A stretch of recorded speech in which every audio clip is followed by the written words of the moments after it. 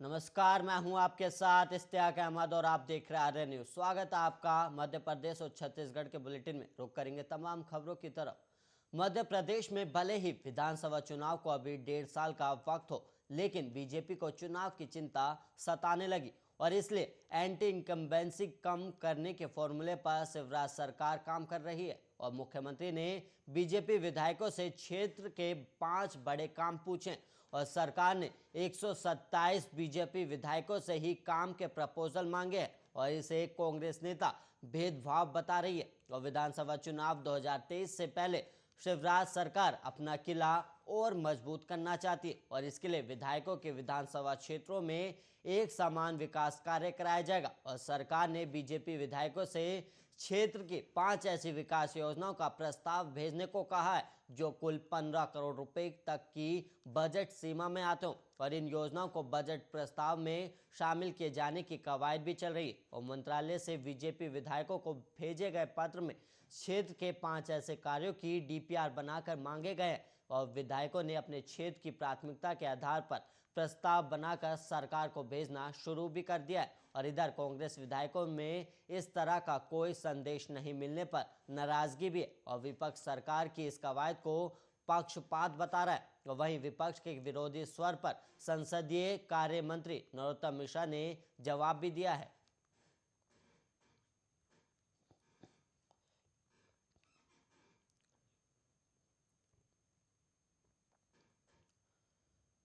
छत्तीसगढ़ के मुख्यमंत्री भूपेश बघेल ने पंजाब के मुख्यमंत्री चरणजीत सिंह चन्नी के एक रिश्तेदार के परिसरों पर छापेमारी को लेकर भारतीय जनता पार्टी केंद्र सरकार की बुधवार को आलोचना की और साथ ही बघेल ने भगवा पार्टी पर चुनाव के दौरान राजनीतिक विरोधियों को निशाना बनाने के लिए केंद्रीय जांच एजेंसियों को इस्तेमाल करने का आरोप लगाया। और कांग्रेस नेता ने कहा कि हम जानना चाहते हैं कि केंद्रीय एजेंसियों द्वारा केवल उन्हीं राज्यों में छापेमारी क्यों की जाती है जहां गैर बीजेपी दल सत्ता में। और बघेल दिल्ली और चुनाव वाले उत्तर प्रदेश के 4 दिवसीय दौरे से लौटने के बाद बुधवार शाम रायपुर के स्वामी विवेकानंद हवाई अड्डे पर पत्रकारों से बात कर रहे थे और जब संवाददाताओं ने उनसे चन्नी के भतीजे के परिसरों पर प्रवर्तन निदेशालय की छापेमारी के बारे में सवाल किया तो छत्तीसगढ़ के मुख्यमंत्री ने कहा कि जहां जहां चुनाव होते हैं उन राज्यों में विपक्ष के लोगों के परिसरों पर छापे मारे जाते ताकि लोगों को डराया धमकाया जा सके। और बघेल ने कहा कि उत्तर प्रदेश में मुख्यमंत्री योगी आदित्यनाथ के रिश्तेदारों के यहाँ छापा क्यों नहीं पड़ा और उत्तराखंड में मुख्यमंत्री के रिश्तेदारों के यहाँ छापा क्यों नहीं पड़ा और गोवा के मुख्यमंत्री के यहाँ भी छापा क्यों नहीं पड़ा। क्यों विपक्षी राज्यों में छापा पड़ता है और मतलब जहां चुनाव होते हैं वहां केंद्रीय एजेंसियों को शामिल किया जाता है।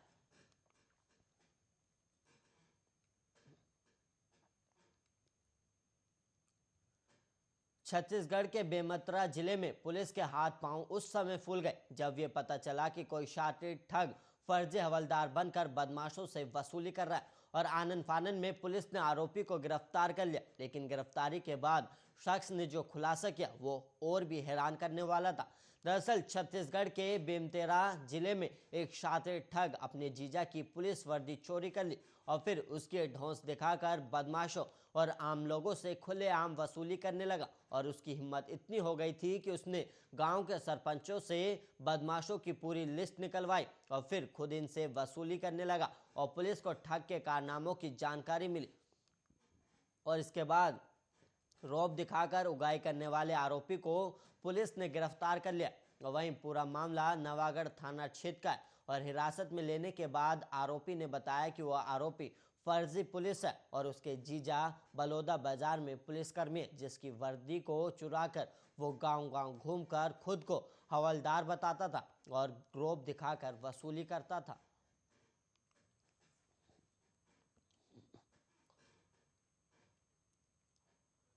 और वहीं बढ़ेंगे अगली खबर की ओर जहां पर डीआरआई के अधिकारियों ने रायपुर आरपीएफ की मदद से रायपुर रेलवे स्टेशन पर कोलकाता से नागपुर ट्रेन से सोने की तस्करी करने वाले विदेशी मूल के एक व्यक्ति को गिरफ्तार किया है और इस शख्स के कब्जे से करीब 3.33 किलोग्राम वजन की सोने की छड़ें बरामद हुई हैं और इस व्यक्ति ने अपने कमर पर पट्टियां बांधकर उन्हें कपड़ों के अंदर छुपाया था और सीमा शुल्क अधिनियम 1962 के तहत सोना जब्त किया गया है और इसके साथ ही इस सिंडिकेट के 5 सदस्यों की भूमिका का भी खुलासा हुआ है और अतीत में यह भारी मात्रा में विदेशी मूल के सोने की तस्करी में लिप्त था, जिसके लिए हवाला चैनलों के माध्यम से भुगतान भी किया गया था और आगे की जांच अभी जारी है।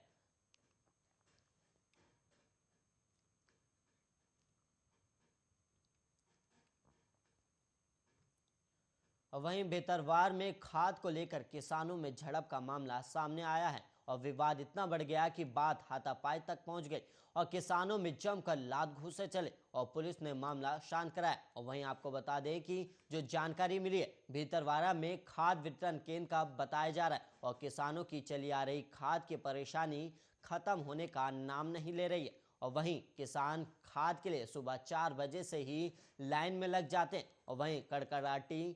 सर्दी में महिलाएं सहित परिवार के सभी लोग लाइन में लगने पर मजबूर हैं और इसके बाद भी खाद उपलब्ध नहीं हो रहा। और वहीं गुरुवार को भीतरवार में खाद वितरण केंद्र पर खाद लेने आए किसान आपस में ही भिड़ गए और खाद लेने की जद्दोजहद के चलते वहां मौजूद कुछ किसानों में पहले विवाद हुआ और बाद में लात घूंसे चलने शुरू हो गए और हंगामे की सूचना मिलते ही मौके पर पुलिस भी पहुंची और तब कहीं जाकर मामला शांत हुआ था।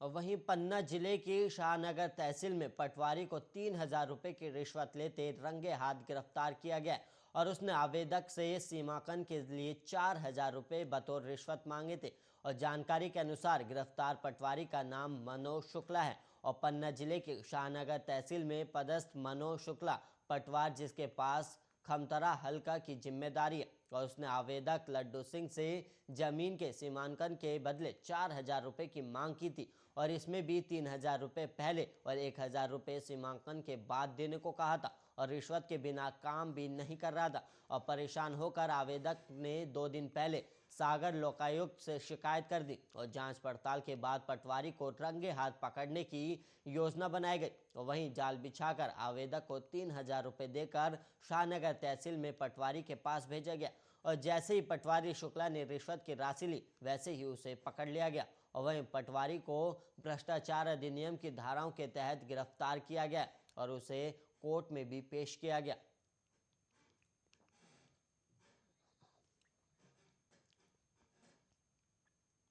एक युवक को रोजगार सहायक की नौकरी पाने के लिए दस्तावेजों में कंप्यूटर डिप्लोमा की फर्जी मार्कशीट लगाना महंगा पड़ गया और वहीं विशेष न्यायाधीश एस परमार ने फर्जी दस्तावेज से रोजगार सहायक की नौकरी पाने वाले जनपद पंचायत के रोजगार सहायक को 5 साल का सश्रम कारावास और 10,000 रुपए के अर्थदंड की सजा सुनाई गई है। और वहीं एडवोकेट वरिष्ठ नारायण श्रीवास्तव ने बताया कि ब्रजेश राजपूत ग्राम पिडपा जनपद पंचायत छतरपुर में रोजगार सहायक के पद पर पदस्थ था और ब्रजेश राजपूत की नियुक्ति के संबंध में मुख्य कार्यपालन अधिकारी छतरपुर को शिकायत प्राप्त हुई कि उनके द्वारा फर्जी नियुक्ति प्राप्ति की गई है और प्रथम दृष्टि जांच में ब्रजेश राजपूत की कंप्यूटर की मार्कशीट फर्जी पाए जाने पर 14 जून 2021 को गढ़ी मलहरा थाने में प्रकरण दर्ज किया गया था और प्रकरण में पाया गया कि ब्रजेश राजपूत द्वारा ग्राम रोजगार सहायक पद के लिए आवेदन प्रस्तुत किया गया था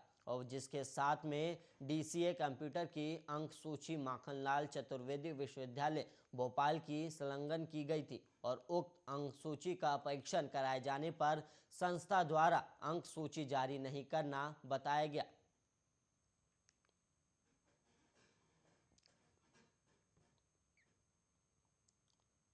मध्य प्रदेश में शराब पर ड्यूटी कम करने को लेकर पूर्व मुख्यमंत्री और कांग्रेस नेता कमलनाथ ने लगातार कई ट्वीट कर प्रदेश की शिवराज सरकार को हमला बोला है और वहीं कमलनाथ ने शिवराज सरकार पर घर घर शराब पहुंचाने का आरोप लगाया और कमलनाथ ने कहा कि जनता ने पेट्रोल डीजल की जगह शराब की कीमतों को कम किया और वहीं जिससे शिवराज सरकार की प्राथमिकता को साफ जाहिर कर दिया कि कमलनाथ ने ट्वीट कर लिखा कि प्रदेश में शराब माफिया का कहर जारी है और भिंड में शराब से 4 लोगों की मौत भी हो गई है और सरकार का शराब माफिया पर कोई नियंत्रण नहीं है। और कमलनाथ ने अपने सिलसिलेवार ट्वीट में कहा कि राज्य सरकार का शराब प्रेम एक बार फिर उजागर हो गया है और मध्य प्रदेश में शराब अब सस्ती होगी और ड्यूटी में कम कर दी गई है। और वहीं दूसरी तरफ पेट्रोल डीजल महंगा हो गया और जनता लंबे समय से पेट्रोल डीजल पर करों में कमी की मांग कर रही है, पर सरकार ने अपनी प्राथमिकता बता दी है।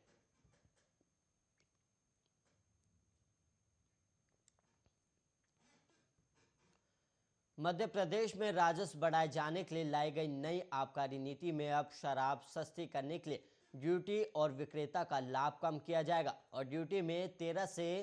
से 13% तक की कमी की गई है। इंदौर, भोपाल, जबलपुर और ग्वालियर के चयनित सुपर बाजार में वाइन विक्रय के काउंटर संचालित किए जा सकेंगे और नए वित्त वर्ष में एक ही दुकान से देशी और विदेशी शराब की बिक्री हो सकेगी। भोपाल और इंदौर में माइक्रो बेवरेज खोलने की अनुमति दी जाएगी। महुआ के फूल से शराब बनाने की इकाई लगाई जाएंगी और अलीराजपुर और ढिंडोरी में पायलट प्रोजेक्ट के तौर पर आदिवासी समाज के व्यक्ति ही इस काम को करेंगे और ये प्राविधान साल 2022 से 23 की आबकारी नीति में किए गए, जिससे मंगलवार को मुख्यमंत्री शिवराज सिंह चौहान की अध्यक्षता में हुई कैबिनेट बैठक में मंजूरी दी गई। और इसके अलावा आबकारी नीति में इस बार होम बार लाइसेंस देने का भी प्राविधान है। और वहीं आपको बता दें कि जिस व्यक्ति का आयकर रिटर्न 1 करोड़ रुपए सालाना होगा उसे घर पर बार बनाने यानी 2 बोतल से ज्यादा शराब रखने का अधिकार होगा और ऐसे लाइसेंस के लिए 50,000 रुपए का शुल्क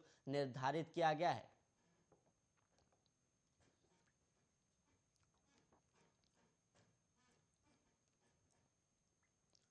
धार जिले से झकझोर देने वाला मामला सामने आया है और घर के बाहर खेल रही 3 साल की बच्ची को कुकुर ने अपना शिकार बना लिया और वहीं गंभीर घायल बच्ची को अस्पताल ले जाया गया, जहां इलाज के दौरान उसकी मौत हो गई। और वहीं जानकारी के अनुसार मामला धार जिले के ग्राम पाडलिया का है और राजेंद्र अपने परिवार के साथ खेत पर बने घर पर ही रहता है और गुरुवार शाम करीब 5 बजे बच्ची नंदिनी, 7 साल के समीर और 28 साल की समीका के साथ खेत के समीप बने कच्चे रोड पर खेल रही थी और कुछ देर बाद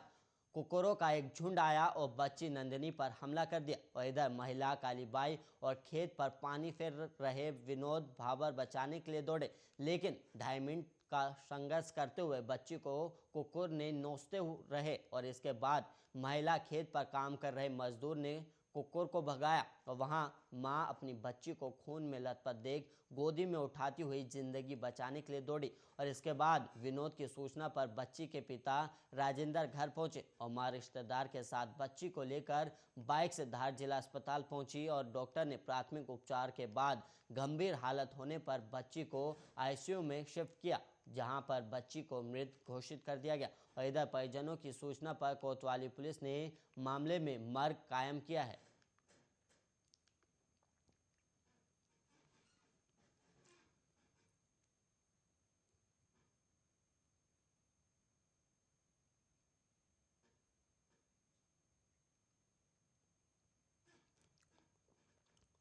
उड़ती धूल मिट्टी से यहाँ के स्थानीय निवासियों के लिए जीवन का हिस्सा बन गई, जो धीरे धीरे इनकी जान की दुश्मन बन बैठी है। और मामला है राजस्थान के एक छोटे से गांव का, जहां रोजगार के बदले यहाँ के लोगों को अपने स्वास्थ्य का जोखिम उठाना पड़ रहा है। और क्या है पूरा मामला, देखिए हमारी इस खास रिपोर्ट में।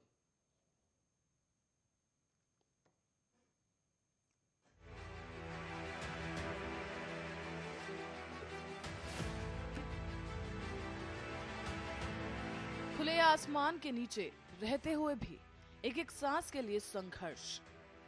हवा में खुली धूल और मिट्टी लोगों के लिए किसी श्राप से कम नहीं है। क्रशर जॉन से उड़ती धूल मिट्टी से यहाँ के स्थानीय निवासी सिलिकोसिस, टीबी, दमा और एलर्जी जैसी गंभीर बीमारियों से पीड़ित हैं। और इन गंभीर बीमारियों की चपेट में आने से करीब दर्जन भर लोग अपनी जान भी गंवा चुके हैं। जिन परिवारों के सर से साया उठ चुका हो, उन परिवारों की बहुत ही दयनीय स्थिति है। आपको बता दें कि ये गांव राजस्थान के कोटपुतली में है, जहां दर्जनों गांव के लोग जॉन क्रैशर के कारण आज बहुत बड़ी परेशानी में हैं। पिछले 10 सालों से ये सिलसिला लगातार चला आ रहा है, लेकिन जिम्मेवारी जिसकी है उसके कान में जूं तक नहीं रेंग रही। किसी भी उद्योग धंधों को बढ़ावा देने के लिए सरकार हमेशा ही बढ़ चढ़कर सहयोग करती रही है, ताकि उस क्षेत्र में उद्योग और धंधों के कारण काम और रोजगार की कमी को पूरा किया जा सके और स्थानीय लोगों के लिए रोजगार के दरवाजे खोले जा सके। लेकिन वहीं अगर रोजगार किसी की जान पर भारी पड़ने लगे तो फिर क्या किया जाए? कोटपुतली में दर्जनों गांवों में क्रशर जोन स्थापित किए गए हैं, जिसके बाद आसपास के लोगों का जीना दूभर हो गया है। आज की स्थिति की बात करें तो करीब दर्जन भर गांव ऐसे हैं जिनके ग्रामीण इन क्रशरों से निकलती धूल और मिट्टी से आसपास का वातावरण पूरी तरीके से दूषित हो चुका है, जिस कारण खाने पीने की चीजों के साथ साथ धूल मिट्टी भी सीधे मुंह में जा रही है। यहाँ के सभी ग्रामीण गंभीर बीमारियों का शिकार हो रहे हैं, जिनमें महिलाएं और बच्चे भी शामिल हैं। साथ ही फसलों पर भी इसका असर साफ देखा जा सकता है, जो कि चौपट हो रही हैं। दरअसल फसलों को धूल मिट्टी के कारण पोषण नहीं मिल पाता और धूल मिट्टी की मोटी मोटी परतें जमीन और पौधों पर जम जाती हैं, जिसके कारण फसल पूरी तरीके से पनप नहीं पाती। ऐसी स्थिति में यहाँ के ग्रामीणों के लिए रोजगार की बात तो दूर, यहाँ के ग्रामीण बीमारियों से ग्रसित होकर काम करने लायक ही नहीं रहते। साथ में इन पीड़ित परिवारों को अभी तक किसी प्रकार की आर्थिक सहायता तक मुहैया नहीं करवाई गई। ज्यादा दिक्कत तो उन परिवारों की है इन गंभीर बीमारियों के कारण घर के मुखिया चल बसे, जिनकी मृत्यु हो चुकी है। उन परिवारों को आज तक सरकार या प्रशासन, जनप्रतिनिधियों और यहाँ तक कि क्रशर मालिकों को किसी प्रकार की सहायता प्रदान नहीं की गई। बहुत से परिवार तो यहाँ से पलायन तक कर चुके हैं, लेकिन वो परिवार कहाँ जाएं, जिनके यहाँ रहने के अलावा कोई और व्यवस्था ही नहीं है। पर इन सब के बीच एक सवाल ये भी खड़ा होता है कि ऐसा रोजगार आखिर किस काम का, जो किसी की जान पर भारी पड़ जाए और केवल अमीरों की तिजोरियों को भरने का काम किया जाए, या फिर ये पूरा सिस्टम ही फेल है, या फिर सब काम मिली भगत से चल रहा है। आसपास के गांव में ग्रामीण जानवरों से भी बुरा खाना खाने को मजबूर हैं। यहाँ के छोटे छोटे बच्चे भी गंभीर बीमारियों से ग्रसित हैं, लेकिन इनकी सुनने वाला कोई नहीं। ग्रामीणों का यहाँ तक कहना है कि हम लोगों ने यहाँ की व्यवस्थाओं को ठीक करने के लिए जयपुर जिला कलेक्टर, राज्य सरकार, स्थानीय जनप्रतिनिधियों तक गुहार लगाई है, लेकिन किसी भी प्रकार क्रशरों और इनके मालिकों पर नियम कायदे लागू नहीं किए गए, जिसके कारण आसपास के ग्रामीणों और क्रशरों पर मजदूरी करने वाले मजदूरों समेत करीब 8 से 10 लोगों की अब तक मौत हो चुकी है, लेकिन किसी को कोई फर्क ही नहीं पड़ता है। गौरतलब है कि लोग मौजूदा हालात में जीवन के लिए संघर्ष कर रहे हैं। कई लोग अपनी जान भी गंवा चुके हैं, पर शासन प्रशासन न जाने किस अनहोनी के इंतजार में है, जो अब तक निर्दोष लोगों की जान बचाने के लिए कोई जरूरी कदम नहीं उठाए गए। Special report, Arya news.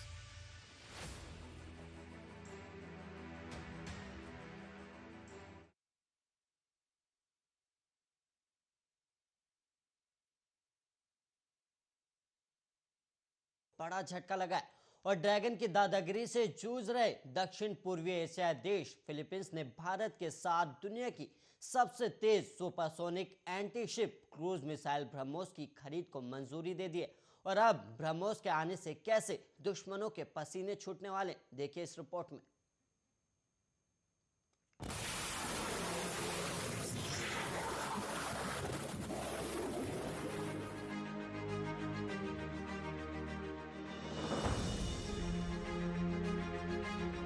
Bharat ने एक और उपलब्धि हासिल कर दुनिया को चौंका दिया है। देश के पहले स्टेलेथ गाइडेड मिसाइल डेस्ट्रॉयर शिप यानी आईएनएस विशाखापट्टनम से भारत की सबसे ताकतवर missile BrahMos supersonic cruise missile का सफल परीक्षण हो गया।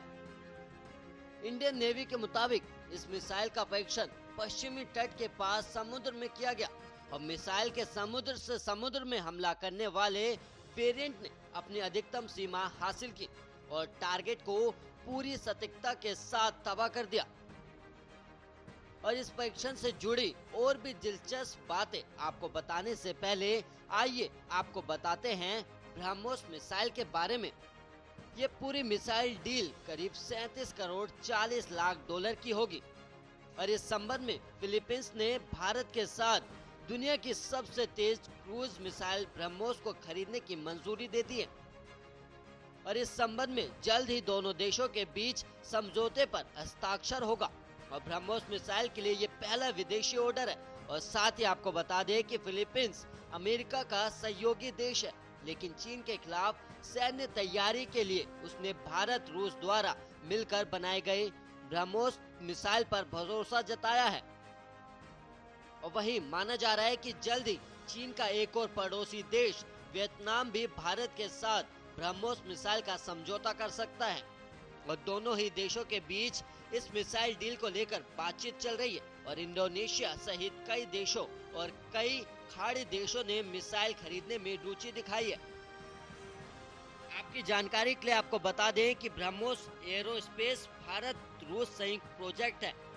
और ये सुपरसोनिक क्रूज मिसाइल का उत्पादन करता है, जिन्हें पनडुब्बियों, पोतों, विमानों या जमीन से प्रक्षेपित किया जा सकता है। और ये क्रूज मिसाइल ध्वनि की गति से लगभग 3 गुना की गति से उड़ान भरती है और ये संस्करण लगभग 290 किलोमीटर दूरी तक मार सकता है। पिछले कुछ दिनों में फिलीपींस ने अपने सशस्त्र बलों के आधुनिकीकरण के लिए कई रक्षा सौदे किए और विशेषज्ञों का मानना है कि इस खरीद से फिलीपींस के साथ भारत के रणनीतिक संबंधों के आगे बढ़ने की उम्मीद है। और फिलीपींस दक्षिण चीन सागर में चीन के साथ अपने लंबे समय से चले आ रहे टकराव के मद्देनजर अपनी नौसेना को मजबूत बना रहा है। और भारत ने अपने ही देश में निर्मित ब्रह्मोस जैसी मिसाइल को दुनिया के अन्य देशों को बेचना शुरू कर दिया है। और रक्षा सौदों के मोर्चे पर अंतर्राष्ट्रीय बाजार में भारत अब अहम विक्रेता के तौर पर उभरने की तैयारी कर रहा है। और निर्यात संबंधी काम में तालमेल और आगे की कार्रवाई के लिए रक्षा उत्पादन विभाग में एक अलग कार्यालय बनाया गया है। और हाल में भारत ने फिलीपींस को ब्रह्मोस मिसाइल प्रणालियां बेची है। फिलीपींस जैसे 42 और देशों ने भारत से रक्षा सौदे का करार किया है और इनमें कई ऐसे देश हैं जो चीन से परेशान हैं। और वहीं रक्षा विशेषज्ञों के मुताबिक भारत की इस कवायद को सामरिक मोर्चे पर चीन के जवाब की तरह देखा जा रहा है। बीते 2 दशकों में चीन ने बांग्लादेश, म्यांमार, पाकिस्तान, श्रीलंका और अफगानिस्तान जैसे देशों के साथ रक्षा समझौते किए और चीन ने तब भारत के पड़ोसी देशों की रक्षा जरूरतें पूरी कर भारत की घेराबंदी की। और अब चीन के खिलाफ भारत ने इसी नीति पर काम करना शुरू कर दिया। Bureau report, Arya news.